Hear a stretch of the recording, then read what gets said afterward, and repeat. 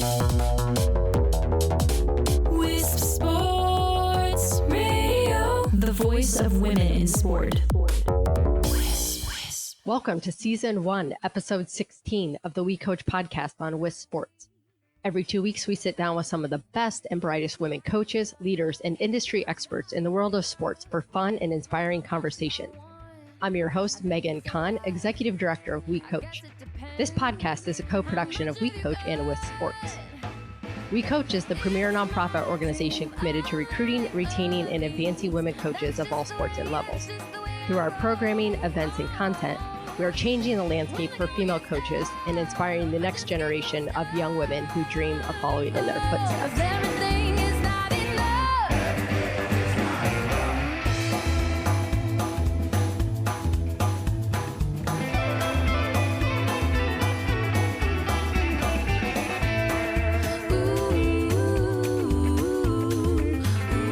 Today's guest is known not only for her success on the pitch, but also for her fiercely passionate work as the Fearless Coach. Becky Carlson is the current head women's rugby coach at Quinnipiac, where she has led them to back-to-back Division I NIRA national championship titles in 2015, 2016, and 2017. An author on issues in coaching and team culture development, Becky's most notable piece, An Open Letter to the Athlete We Must Stop Recruiting, is currently one of the most viewed articles on LinkedIn. Welcome, Becky, to the WeCOACH Podcast. Thank you so much for having me, Megan. I think we've known each other a long time. I was trying to think about that before today's call. Did we meet in 2000, maybe 13 at one of our national conventions? It may have been before that, but I think that's pretty close. It feels like a lifetime ago. About 6 years. Right. And for anyone that knows Becky, when you get to be a friend on her Facebook page, like you've totally made it in the world. There's a limit. There's like a 50-person limit. So you're doing pretty good. I know. I felt privileged when you told me I surpassed to be confirmed as your friend. That was a funny exchange we had back then. All right. I'm gonna lead off by saying you're probably one of our most well-known guests, not only for your coaching success, but also your advocacy off of the field. We're going to get to both, but I want to start with the coaching piece today. First, give us your backstory on your coaching career and your journey throughout the past few years. Sure. So my coaching background is, I've been an NCAA coach total of 12 years and going on about 10 at Quinnipiac. I started the NCAA program at Quinnipiac in 2010, and I want to keep that part of it short and sweet because I don't think anyone really wants to hear me talk about myself, but I can explain rugby as an emerging sport to those coaches who are not familiar, so I can identify myself as one of them and that we share the same day-to-day. And when I started coaching at Quinnipiac in 2010, it was a brand new program. We're currently the only NCAA rugby program in the country that has elevated without an existing club program in place. We had nothing but walk-ons for the original team that were comprised of athletes that were already existing on campus that had played a variety of varsity sports in high school. So we're really proud of that history. And from our first season, we went 3-6-1 in 2011 to 3 national championships. So right now there are 20 NCAA women's rugby programs in the country. We need 40 to hit full championship status. I've been part of that movement since 2002, but I think the important message that's there with rugby as an emerging sport is that we're still under the same wings in athletics and we follow all the bylaws and recruiting eligibility. We're beholden to all the same stresses and conflicts that coaches come across in their department. So I try to steer clear about talking specifically about rugby, to create a common ground with coaches, because we all know that whether or not you coach softball or tennis or lacrosse, I just want these coaches to know that I'm right in the trenches there with them, and that classification isn't any different with my experiences. So I think any movement where there's a sport or a division or experience, I think that a lot of this is so cool because it's completely irrelevant what you coach. You just know that you have a lot of the same challenges, and we all have many of the same secrets.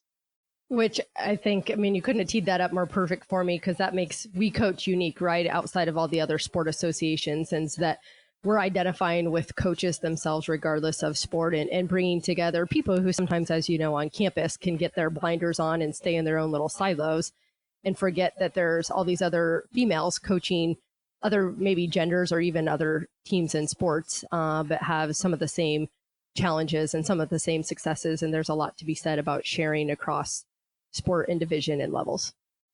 I think so too. I think that's exactly what really our goal should be. And I think it's almost like crossing party lines where it's not about that specific sport, because let's be really honest with each other. You see all the time, there's all kinds of outlets that you can have. You can go to the soccer convention. If you're a softball coach, you can go to the NFCA, IWLCA. You can go to any of those sports specific conventions and try and tackle what the latest technique or the latest communication, the latest of anything in that specific sport. But what you're really after, and what I'm finding with these coaches, that they're after how to survive in their departments, and it is irrelevant what they coach. And I say all the time, I'm wondering too on the administrative side if anyone has really seen a shift in how we're interviewing our coaches and what we're looking for, because it used to be, okay, let's take a look at your record and how successful were you and how many times have you won conference and what have you brought to the program and what was the feedback from your last department. Now you're coming in and honestly, they should say, okay, here's your interview question. You now have one kid who's allergic to wheat, one kid who's a vegan, and one kid who is on a vegetarian diet for a solid week. You have a $150 budget. You need to please every single person on the team. Go. So those shouldn't be some of the challenges, but they are now, because it's become about ultimately we've strayed away, I think, a little bit from some more of the sport specific stuff, and it's about managing people. And that is where the challenge comes in, because we're seeing that evolution where more and more of our athletes crave that relationship that, for Megan, athletes like you and I that came out of a system, it was not so much relevant whether or not, it was a bonus if you had a relationship with your coach. It really was. It was, okay, well, I have that relationship and I'm performing, but it wasn't a necessity. It wasn't something that was it wasn't the lifeblood of why you played sports. And now it's become that. So I think I'm fascinated by the evolution of where we've come as coaches and how many connections we have regardless of what our trade is.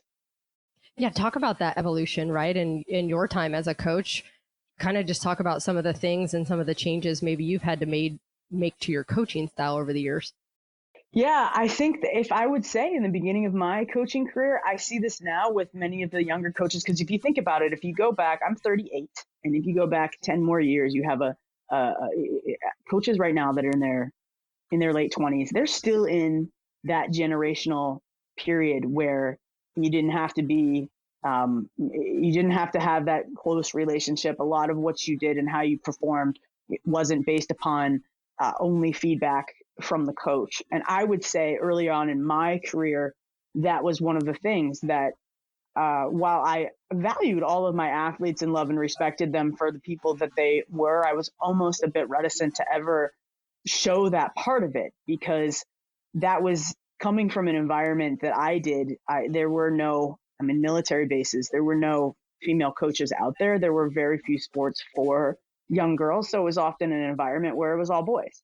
So not in that environment, there wasn't really, I wouldn't say there was an abundance of times, maybe not even one, where you really felt like there was care and concern for you as an athlete, but you did know that your coach wanted the best for you. So I think that was a struggle for me in the beginning, to really, really understand that there were a lot of decisions and there were a lot of things that I was married to in terms of how I wanted to coach based upon what either my coaches had taught me or just, basic family values that I had where I think I believe, I want to say it was probably 2015 maybe 2014 when I listened to Agnes Baronato.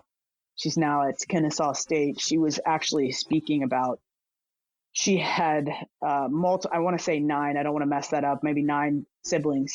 And she spoke about the day that she lost her father and she was picked up from elementary school, and her sister and her returned home, and there was the option for them, there was all kinds of people in the driveway, and they knew that their father had passed away. And her older sister said, "We're going to basketball practice." And she said, we're supposed to be sad. And she's like, "No, Dad would want us to go to basketball practice." That's a very different time, but I'm younger than Agnes is, but I very, very much remember those moments where sports and commitments were chosen over those emotional times. There weren't times where you had the option to go to a family reunion and you chose to go to the family reunion. You chose your sport. That was not even a question. And I think that the closeness of family and the value of family has changed quite a bit. So I think that evolving in that way, and for me, my initial reaction as a younger coach would have been, what was it that helped me back then and made me more resilient, more committed, and really kind of sharpened those values for me? Well, that's what's going to help my athlete. Well, that just wasn't true, because there are different athletes and they need different things. And I was coaching earlier based upon what I felt was best, based upon what I knew, rather than what they needed. So I think that if I can give that advice to that 20s, that mid 20s, late 20s coaches who are kind of stuck in that space where it's, well, they're still from that generation where coach did it, coach said it, and you did it. And this is generation Y. They want to know why. And it's not as if they're questioning that you don't know your stuff as a coach, or if they're questioning their participation, or if they're questioning their value. They want to know why in order to be able to perform. And that's something that evolving as a coach has taught me a lot. But I think that right now, if you look at all of the cases that we have that are in existence for female coaches, I'm not even talking about the ones that are popular in the news about coaches being dismissed and accused of abuse and bullying. I think right now that we have a culture that is completely ill-equipped to lead when those tough situations come up. And I'm not testifying that all coaches are perfect and that this is just strictly a generational issue. I think this is a two-way street, but we're coming across more and more administrators that have not sat in a chair as a coach. So these situations sometimes are handled more like these athletes are customers, and we all know that the customer is always right. So there needs to be some give and take here in the leadership side of things, because you really do have to balance between standing behind the person that you hired and also listening to that voice in the back of your head that says, if this athlete doesn't get what they want, are they going to sue our department? Are we the next team, or are we the next department that's going to be on the front page in our local paper? And I think that's scary for a lot of people. But I think the problem is that we're really lacking in teaching. We don't teach anymore. We make mistakes. You made a mistake. You're on the front page. You're on social media. You're fired. And I think and I'm not talking about sexual assault, sexual abuse, blatant physical abuse. I'm not talking about those things. I'm talking about language usage and comments that could be misconstrued, or sayings that were probably popular back in the day when you and I played that can be misconstrued today. I think those things, and perspective, and really understanding that this generation is a generation of immediacy. They, if you need something, it's usually available on Amazon. If you would like to now and this is just society, it's not even athletes. If you'd like to lose weight, there's a pill you can take. There's a contraption you can buy. There's all kinds of things. And that we're a generation of immediacy. So when they don't have all the information immediately, they're going to fill in the blanks, and they're going to hold back from that direct face-to-face communication because they don't practice it on a daily basis.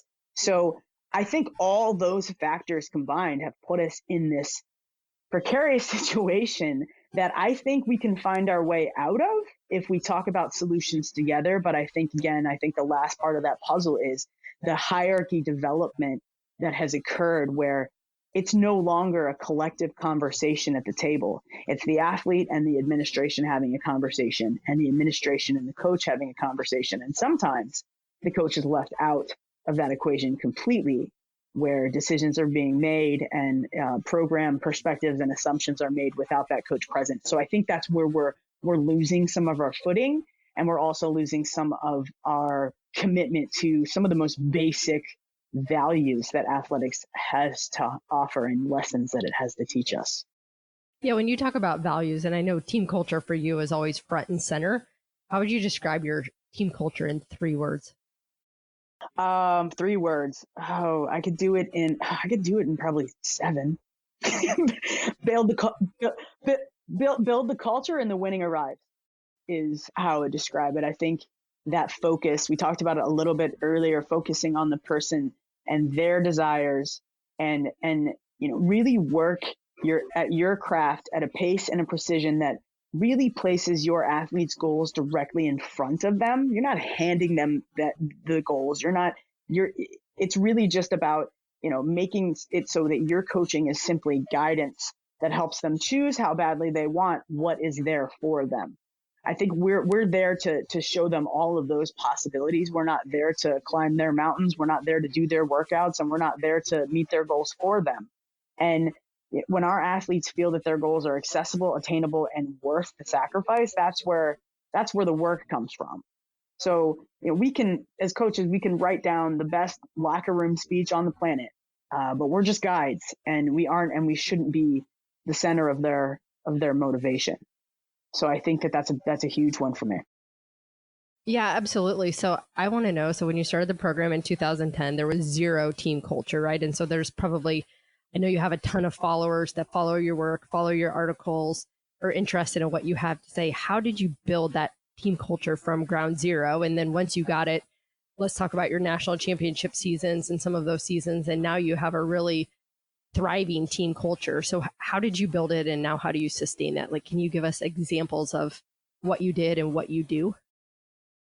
I think I was probably more fortunate than most coaches. I think for a lot of female coaches that are taking over a program, it's a program that they've inherited under whatever circumstances. Maybe the last coach left for a new job. Maybe the last coach resigned. Maybe they were fired, and you're dealing with an entirely new group of athletes that you didn't recruit. I was lucky in a sense, and they had asked me if there was a time that I wanted to develop the program and start with it being a club program, and I'm NCAA through and through. So I said no, and I said I want to start this from the ground up. I was very fortunate to be able to do that because there was no standard in place. There was nothing that these athletes knew. So when people talk and say that must have been incredibly difficult for you, all of these athletes that came from all these different sports had never played rugby before, but were talented in their spaces and were not particularly standouts in any one sport, but were overall athletes in several.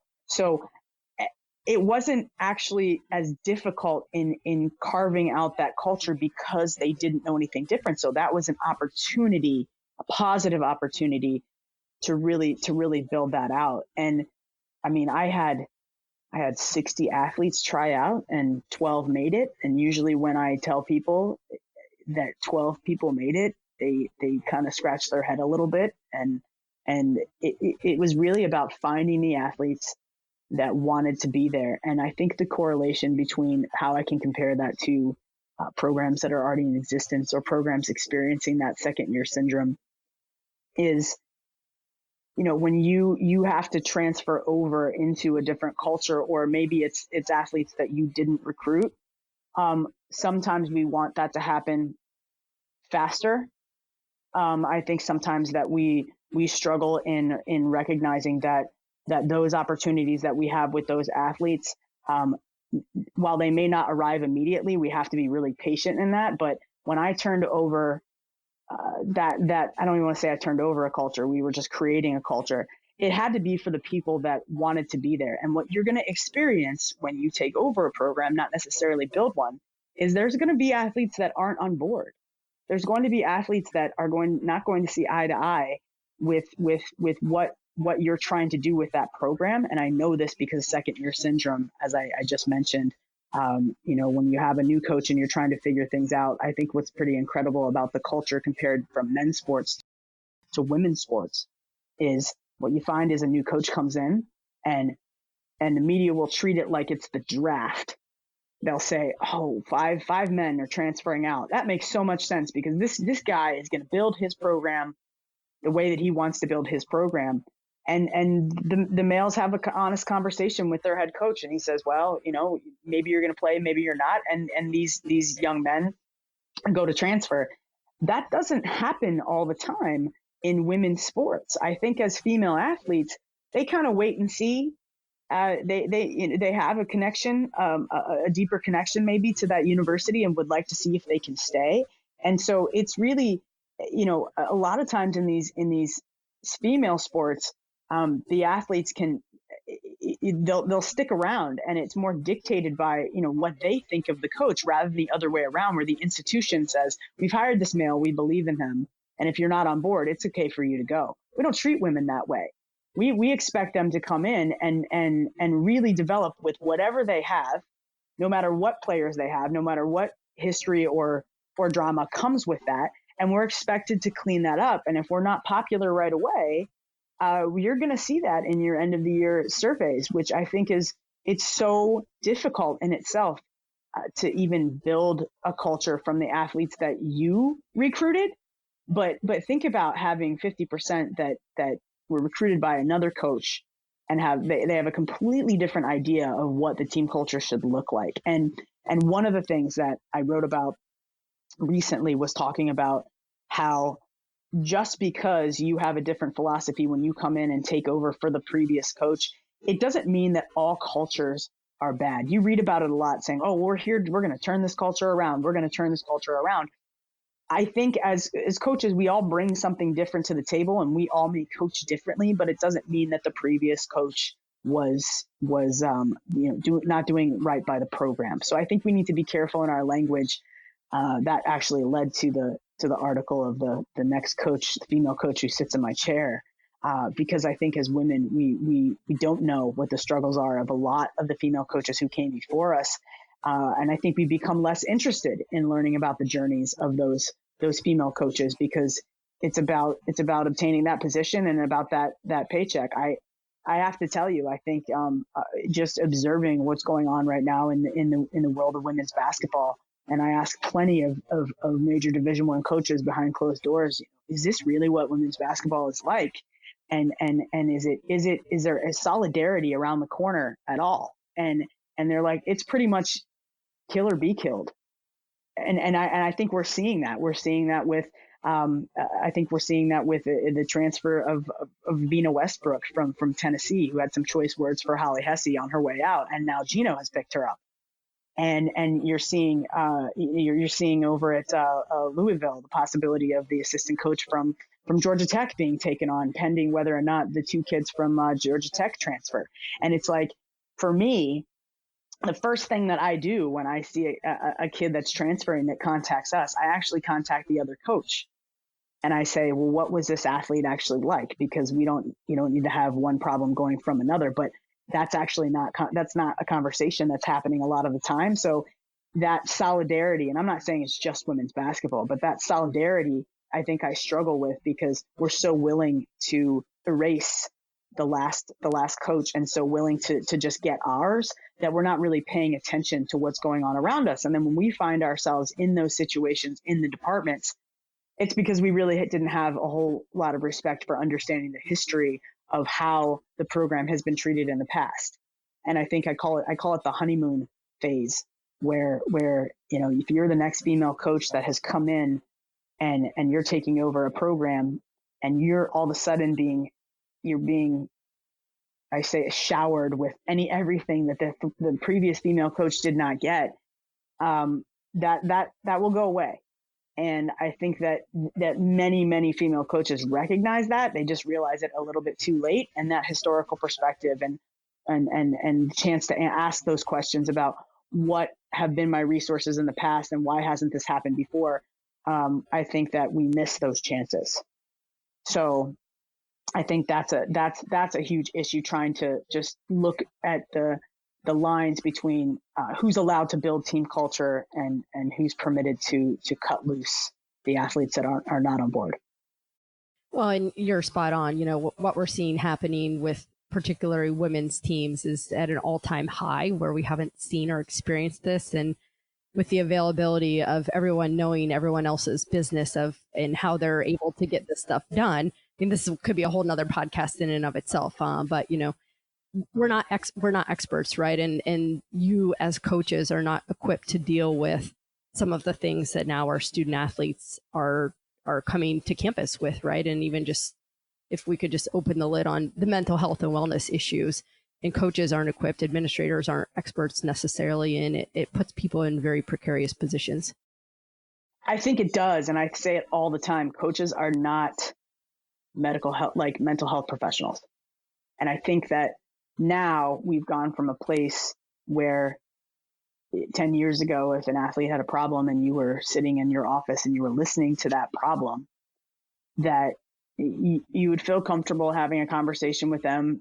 Perhaps you referred them over to the counseling center. Most of the athletes that I've come across do not want that option. And then it puts you in that position where you're like, okay, well, what do I do? What do I do now? There's a lot of unknowns. And I think it makes me sad because we've moved from a place where that hard conversation that athlete is having with you, whether it's a struggle at home, whether it's sexual assault, whether there's, maybe they're in an abusive relationship, maybe they're not having, something's going on that's a little bit deeper.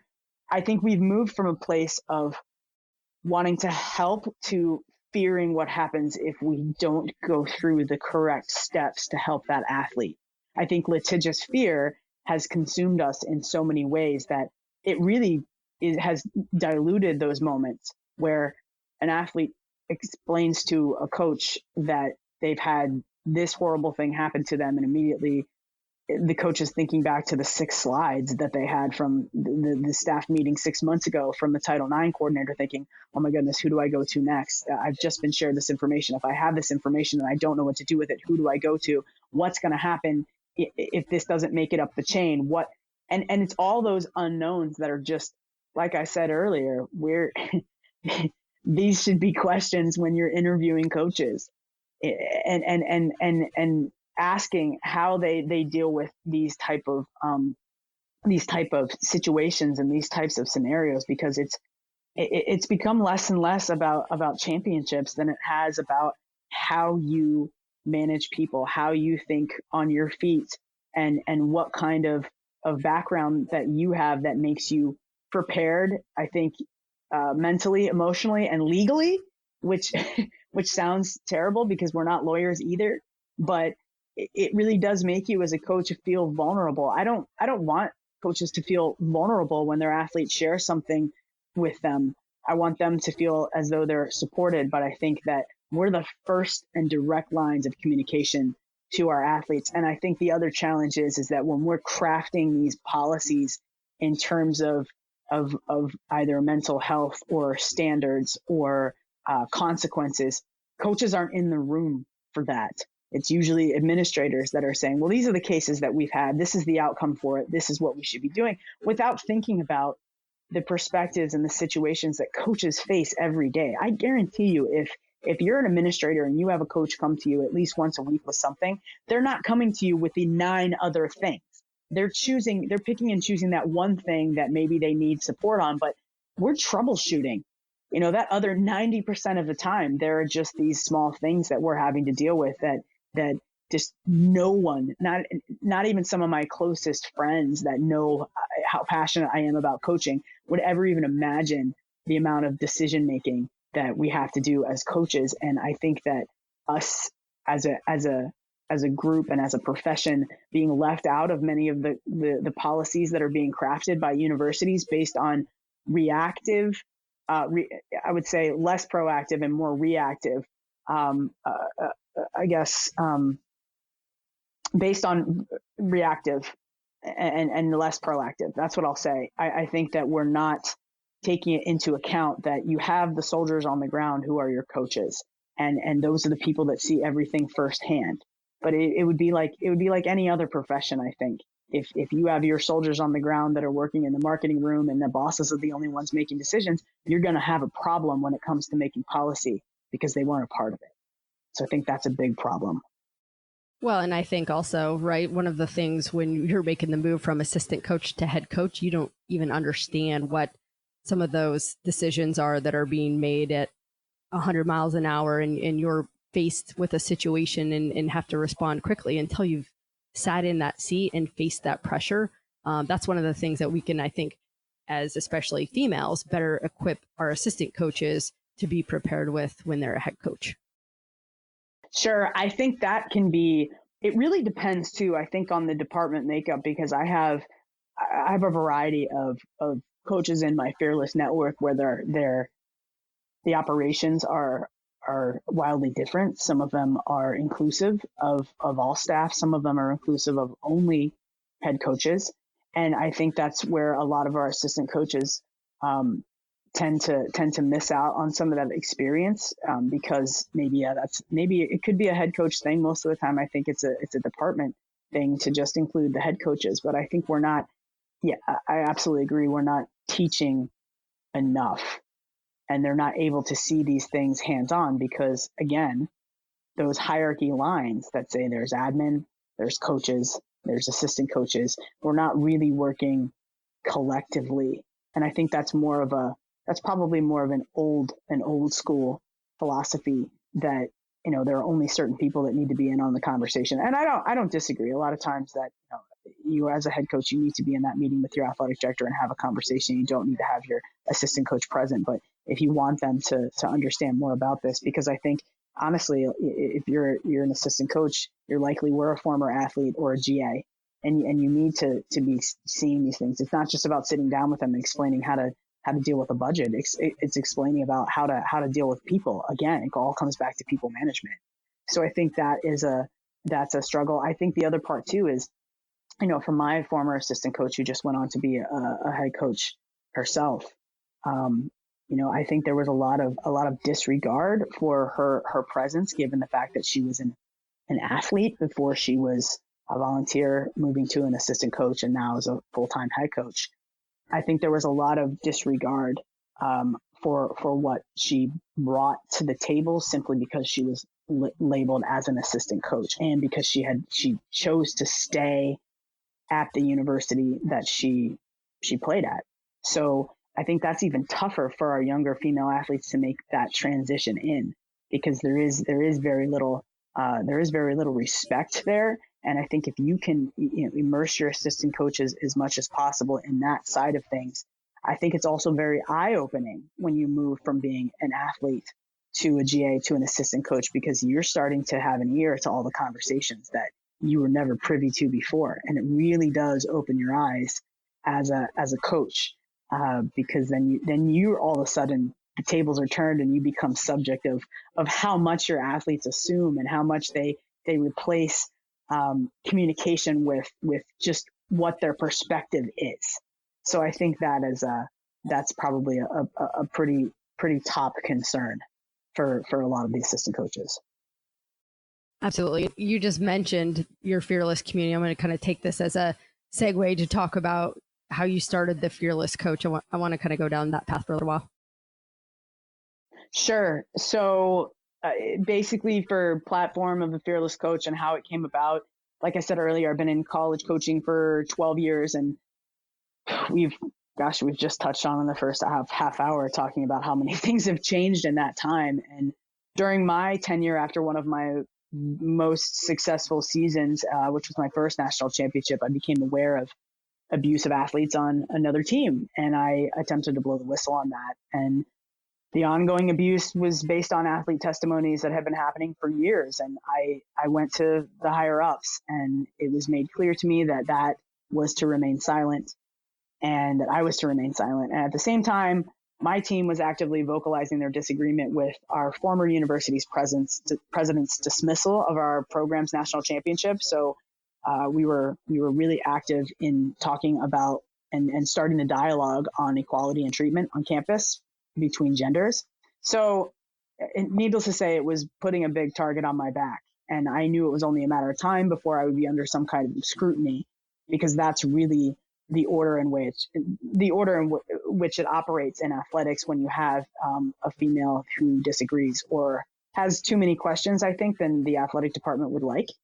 So a few key athletic department members who were involved in keeping that athlete abuse quiet were in active pursuit of anything that might be considered maybe it's an unhappy player or an unfavored practice within my program.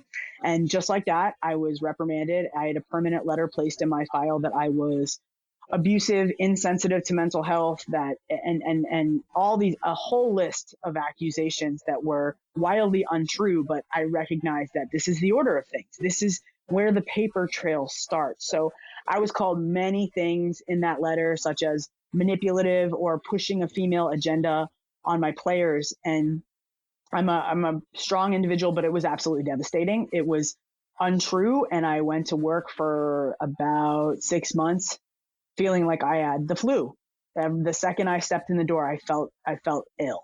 So I was still trying to operate and coach in that environment like nothing was going on, just like many other women coaches do. We have to just push through it. And I wasn't coaching like me. I started sugarcoating, and I was just completely turned upside down. And I trusted no one in the department outside of my assistant coach, who I spoke about earlier. And she's one of the people that got me through. And one day I finally broke down and I went to get a physical because I wasn't sleeping. I was losing weight. And during that physical, I asked to speak to a counselor. And that was a very big deal for me. So I think as coaches, we don't want to admit we're at the points that we're at when we struggle in our departments. And she said something to me that I will never forget. And I should probably give her some credit for why the Fearless Coach started and how it did. And she said, you know, Coach, if you don't feel like you can speak out or coach as your authentic self, and that's creating so much turmoil, if you do lose your job, would you feel worse knowing that you lost it playing to their standard and doing what they think is best? Or could you breathe easier knowing you went out, lost your job, still holding on to your values and your true self? And in that moment, and I don't want to say it happened in a moment because it took a little bit, but I decided that I needed to be fearless in this. And I haven't looked back since. I wasn't going to mute myself and let them win, which was ultimately going to make me miserable no matter what the outcome. And I was going to give everything I had to my team in the best way I knew how, because really me sugarcoating and not being the strong coach that I was and walking around on eggshells wasn't giving them my best. So I went into work the next day, the next week, the next month, and I stopped worrying. I made a choice. I began writing. I wrote articles on women in coaching, athlete entitlement, communication, recruiting. It was a kind of therapy and a way for me to connect with other coaches who were and are struggling. So I fought back and I won 2 more national championships after I had made that decision. And in the middle of all that, I finished creating Fearless Coach because I recognized that I wasn't the only one, and that, mostly women were going through these scenarios that were similar to mine, but most had actually lost their job or were working in oppressive departments. And there was just this expression of hopelessness, and I wanted to help, and I still do. And that's why I talk about it. Yeah, you talk about that hopelessness. For us, one of the weird words we hear a lot, say at our NCAA Women Coaches Academy, is that we gave them hope. And I think it's very admirable what you do to put yourself out there the way you do in your articles. And if it's therapy for you, fantastic. But I know it inspires and empowers and gives a lot of people out there hope. How do you find that courage, really to write what you write, and you're almost unapologetic in calling people out or calling universities out and trying to hold people accountable for their actions? I think for me, I think this is less about everyone's different. And I think the assumption that fearlessness is something that just happens. I think you've heard me talk about this in other spaces, but I think not everyone is built the same way. There are people who, and I've written about this too, who lead by example, or they're not going to be the most vocal in any social situation or during a think tank or a staff meeting.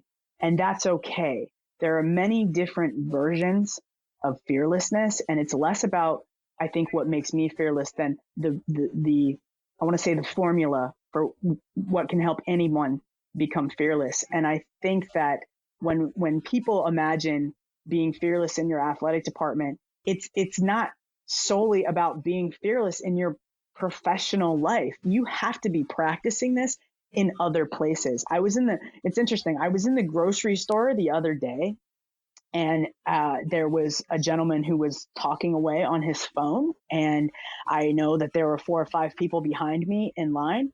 And he stepped directly in front of this couple that was in front of me. And he just kept talking away as if the line didn't exist. I don't think he was really doing it on purpose. And I sit there and I hear all the people behind me just hem and haw. And then I see the couple that's in front of me, they're posting on Facebook that this gentleman has cut in front of them and is being rude. I'm watching this over their shoulder. And so I didn't see the value in any of those things. And I didn't see how any of those methods were going to make our situation as people better. So I reached over, I tapped him on the shoulder. I said, "Sir," I said, "there's actually a line back there. You probably didn't see it." And he's like, "No, I actually didn't." And he went to the back. So what's interesting about human behavior to me in that I wasn't necessarily being fearless, but to those people in line, that was pretty fearless because no one even wanted to take on that responsibility of approaching another person. This is where we are right now in our society. And just tapping them. And what's amazing to me is that the people that were in front of me turned away, didn't say anything, but the people behind me were actually they were almost mad at me because they felt embarrassed for me. And they didn't have to. And I think that if we're in small spaces in our everyday lives and we're practicing being fearless in those ways, that is where we build up those moments that you're in a staff meeting where you feel like your voice doesn't matter and you hear something that you might disagree with, or you don't even have to be disagreeing just to contribute to the conversation. That is a battle for some people. We can go to our teams and stand in the middle of the circle and rah, rah, rah all day long. But then some of us get around our peers and we clam up. And that to me is fascinating. And it is something that I think the being fearless part of it works. And I think it bleeds into our athletes a lot because they need not only just to see a female coach, but to see someone standing up and being fearless in a small space. And I'll give this example. It was several years ago. I still do this, but we were traveling out of New York, and we were in the airports at JFK, and one of the TSA agents reads the sweatshirt on my athletes in front of me. And, it's always an interesting dynamic, what kind of questions and what kind of stares you get when you're traveling with a team. But I think with a rugby team in particular, you're always going to get some comment or some question, and we expect it. And so this TSA agent looks at one of my athletes and says, "Wow, I didn't know women were allowed to play rugby." And 3 of my athletes are in front of me, and I just wait. I give them a moment, and I know that if they had said I didn't know women played rugby, or I didn't know something in a different context, but the fact that they said the word allowed is what I think made my athletes kind of pause for a moment, right? So I'm sitting there and nothing really was said. One of my athletes uncomfortably laughed. I think 2 of them might have, and the other one just kind of froze a little bit. And from the back, I was like, "Yes, sir, we do. Women are allowed to play rugby, and we're allowed to be doctors and lawyers, and we can vote." And he said, "Oh, okay, well, that's cool," kind of missing it. But it was interesting to me because 2 of my athletes that kind of uncomfortably laughed turned around and they were like, "Coach, they're like, well, how do you say stuff like that? Like, how do you get away with stuff like that?" And I just don't view it as getting away with anything. I mean, it's just a small space that you can speak in to educate people. And I wasn't looking down on him. I was being probably a little bit sarcastic. But what is the great part about them seeing that in that moment, perhaps one or two of my athletes may have been uncomfortable with it, but that 3rd athlete, almost 2 weeks later, we're flying out of the airport again, right? And it's a different airport, but we're flying out, and my athletes are standing in front of me, and another TSA agent says, "I didn't know women were allowed to play rugby." And I wait, and that same athlete that was in front of me that had been embarrassed was like, "Yep, we play rugby, and we can be doctors and lawyers, and we can vote." And she turns around, she's like, "I got you, coach." Like, for me, all that it really took was them seeing that for them to not be as uncomfortable. And that was just a simple response. none of the players, right? My kids got high fives and all that stuff from each other because it's cooler, right? When peers do it, it's less cool when coach does it. But I think that bled into my players, just them seeing that it wasn't that big of a deal. A fight didn't break out. There wasn't an argument. It was very, very simple just to say, and to help that person maybe change your language a little bit, because aloud, it probably isn't the best word to use. And it wasn't a confrontation and it wasn't a dangerous situation. And I think that's where our temperature gauges go up when we feel like that conflict is there. And you know as well as I do, if you're coaching, take basketball for an example, you never just walk up to your athlete and say, you need to have a better jump shot and walk away. The kid's going to look at you and say, all right, well, what would you specifically like me to do? What techniques? What would you like me to work on? What's my plan? How often do you need me to do this? That's our job as coaches, to develop that plan. That athlete isn't just going to take what you said in a better jump shot, not today anyways, and just develop one overnight. There's not an athlete sitting at the end of the bench that has never seen a minute of playing time that's going to come in during the championship game and play like the star on your team. It doesn't happen unless you're in the movie Hoosiers. Like that just doesn't happen.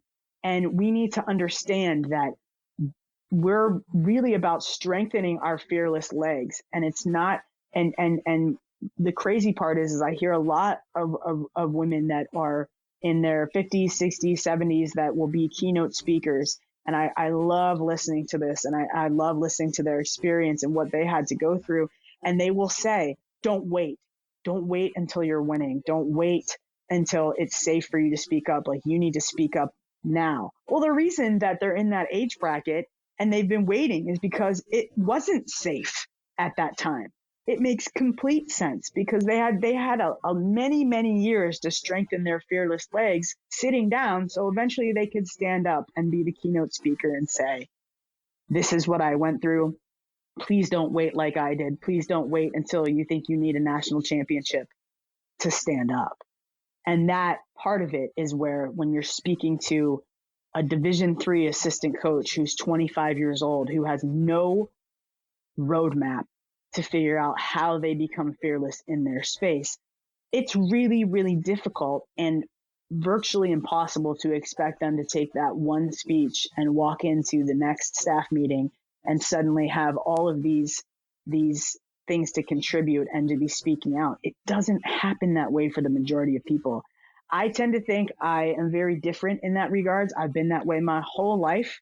I've been that way since elementary school. I disagreed and had meetings with the principals. I started petitions. Like, I've been that way my whole life. But what about those people that don't have that? And what about those coaches where the image to them to standing up is, if I'm going to stand up, I'm going to get fired immediately, because that's what happens to women. That's the image we have right now. And if we can, and that's the reason I'm writing my book right now, is to really give women that roadmap that says, you don't need to be, a dominant influencer personality, or behavior. Bo Hansen would absolutely die if I just said personality, but behavioral style. You don't have to be a certain disc profile in order to be fearless. Every single coach that I know that I've ever come across has their own version of fearless. We just have to be able to draw that out and not assume that one person's fearless is the same as another's. Well, and I think, if I could just boil down the last 10 minutes of our discussion, it kind of comes down to realizing you're not alone in your struggle, right? And I think that's very much, if you could sum up a lot about the fearless coach, that's what I would say. And at times I would say, we don't consider WeCOACH an advocacy organization, but it's about the power of connection and drawing people together to learn and share. And especially as women, more than men, we tend to need to lean on our peers. And sometimes we're afraid to do that because we think it shows weakness. But anytime we can empower these women, and I just thank you so much for the great work that you do, and it's much needed in our space. Thank you. So, we end every episode with rapid fire. Are you ready? I'm going to put you on the hot seat. Sure. Let's do it. Who are your role models? So that's a fantastic question. Does rapid fire mean I need to answer really quickly, or is that how that works?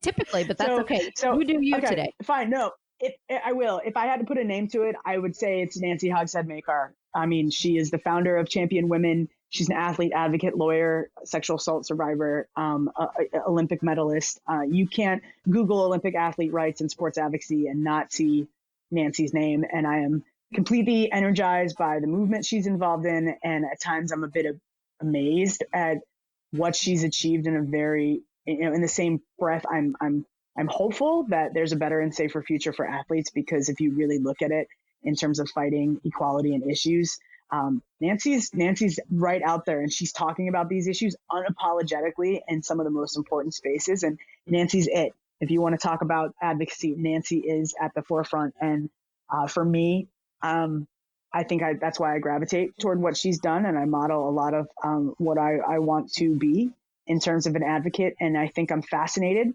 with people who are willing to stand alone and say what everyone else won't. So that's my short answer. And you know, people of this makeup and these leaders like Nancy, they just keep grinding, and I think it's incredible. Well said. My guess is Nancy probably has a lot of fangirls out there. I'm one of them. I'm not ashamed of it either. What's your favorite thing to do on an off day? On an off day, probably write. That's when I try to find as much time as I can to put away and try and write something that I feel strongly about, or something that's happened during that whole week usually strikes my interest. And I think that if I'm taking a day off to help people that feel like they never have a day off, I think that's worth it. And I think it's pretty awesome. I thought you would say the pups. I was going to, but then I was like, I've been writing a lot lately, and that's what I've been doing. But I do love running with my dogs. I do it. I love it. Do you have any match day superstitions or rituals? I do. And this is the one that shocks most people, to be honest with you. I wear a full outfit. All of my staff dresses up for a field sport, which people find is strange, but we really do stand out as a staff, and we look our best on game day. Before the game, it's always usually a senior, depending upon their skill in curling hair. But I will have an athlete that comes in that usually finishes off the back of my hair because they're pretty good at it, and they get recruited to do it.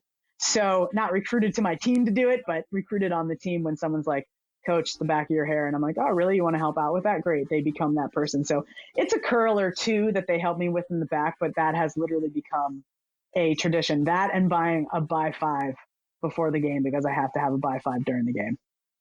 Oh my gosh, you might get a lot of recruiting letters after this that say they're awesome at curling hair. Probably, but yeah, it's a little stuff. It helps. What keeps you awake at night?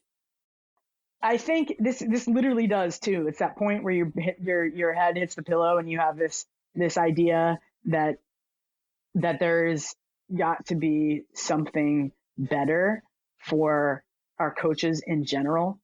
Not just female coaches, but there's got to be something better for us, and to really draw attention to the good people that are in coaching. And I think of ways and how I can do that, and to fight for people that can't really fight for themselves. And I think that literally does keep me awake at night. I've gotten up at 1 o'clock in the morning to start writing just because I've had an idea, or there's somebody that's, come into light in the media that has been bullied or shamed before any facts have come out. And I go right for those people, because I know exactly what that fear feels like. And I don't want anyone to ever feel like there's no one in their corner.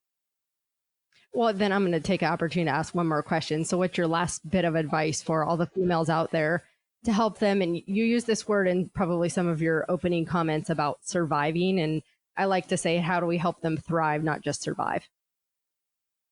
Yeah, that is an awesome question. I think that I will tell you this. Most female coaches in their situations have a tendency at first, when they realize that something isn't right, to deny what their gut tells them. We're very good as women in trying to push our gut away, whether it's an issue in treatment or compared to male colleagues, or equal employment issue with an interaction with an athletic director or superior. We need to stop talking ourselves out out of listening to our gut so we can thrive and not just survive. And I think what I'm finding is it's not just becoming a leadership failure in athletic departments, but for our women coaches in my network, the feeling of isolation is very intentional, one with a concerted effort that insulates them from outside help. And what I mean when I say this, Megan, is that I think that there is a really strong and existing relationship right now between HR and Title IX offices and athletic departments. These pathways really to support and the help that's traditionally been referred to as our confidential outlets are no longer there. And it makes our coaches feel that these three avenues are leading them back to the same road. And that's the athletic road, where you find yourself after you've gone to HR, you've gone to the Title IX office, and your athletic department somehow knows about that. And I've had coaches that were threatened in writing and verbally not to go to HR. I've had coaches threatened not to go to their Title IX office. I want you as coaches to know that that's absolutely unacceptable and it is illegal. Those coaches who have felt some measure of direct or indirect retaliation for simply asking questions and seeking more information on their rights, you have every right to be able to do that. And so this is the exact opposite of why these offices have been put in place. And we're seeing a pretty steady decline and disappearance of those lines between these offices. And it's at a really alarming rate. So the advice I can give, document, print out your emails as often as you can if you're in this situation, because sometimes that folder has a tendency to disappear when you need it. And if you have a meeting where you have been threatened or you felt like it didn't go as planned or that there's retaliatory behavior, write a follow-up email that recaps the meeting to confirm what was said. You need an acknowledgement of that meeting to help out with your documentation. So these don't have to be combative emails. They can actually just show you being diligent in pursuit of a follow-up. But what we really, really need is for female coaches, when they first have that gut feeling, is for you to actually to really just be firing on all cylinders and just be aware of that. I'm not saying that we have to live in that fearful space. This is proactive. This will make you feel stronger. It'll make you feel like you actually have some weapons in your arsenal should there be a conversation about dismissing you, firing you, putting you under probation, or putting you in an investigative situation. Those are the top things I think that when my female coaches come to me, I'll say, well, do you have this? Do you have that? And they'll say, well, I started to document up to 2 weeks ago, even though this has been going on for 2 years. Say yes to your gut. Trust yourself a lot more than normally we do as women, because you're not alone and you're right. Well said. Becky, I can't thank you enough for being on today's show. Great. Thanks for having me on, Megan. I appreciate it so much. And I know I speak for so many when I say we appreciate the voice and support and inspiration you give to so many women in our profession. Thank you. Conversations from the world of women's sports. This is Wisp Sports Radio. Thanks for listening to today's episode. We want to hear from you. Share your comments on Twitter at WeCOACH and at Wisp Sports, or on Facebook at WeCOACH Sports and at Wisp Sport. The show notes for today's episode can be found on our show page at wispsports.com. For more information on resources provided by WeCOACH, visit our website at wecoachsports.org. Until next time, all sports, one voice, WeCOACH.